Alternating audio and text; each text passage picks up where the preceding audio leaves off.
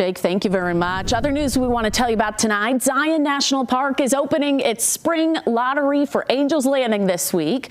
The permit system, now within its 4th year, well, it continues to manage crowds on one of the most popular and narrow hikes in the country. Our Southern Utah correspondent Cannon Sechrest gives you a heads up on what you're going to want to know. If Angels Landing is on your 2026 bucket list, the clock starts ticking on Friday at midnight. That's when the spring lottery opens for hikes between March 1st and May 31st, and you'll have until February 25th to apply. If you miss that window, well, you still have a chance. There's a day before lottery where you can apply and you'll know by 4 p.m. if you're in.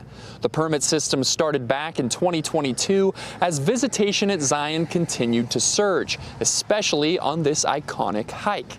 Zion visitation has increased pretty drastically, and thus up on Angels we have a lot of people interested in doing that amazing hike. So this permit was a way to spread out so they're not all coming in a rush right in the morning or maybe at 10 or 11.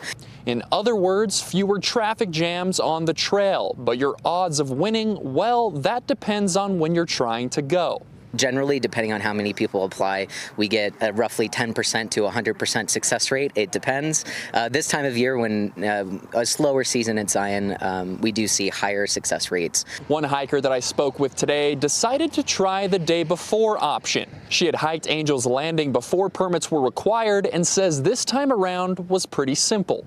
Got an email a little after 3 o'clock saying I got it, and it was simple, but I don't think it's that way necessarily for summertime. And once she made it all the way to the top, she got an unexpected bonus. We saw 2 California condor, which was incredible. I mean, like 5 feet from you.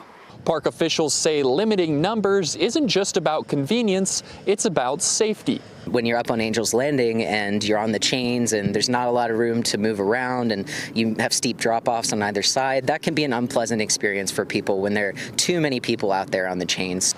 Now, officials remind us that Angels Landing is steep, narrow, and not for everyone. So if heights aren't your thing, there are plenty of other hikes inside Zion that don't require holding on to chains. Reporting in Zion National Park, Cannon Sechrest, ABC 4 News.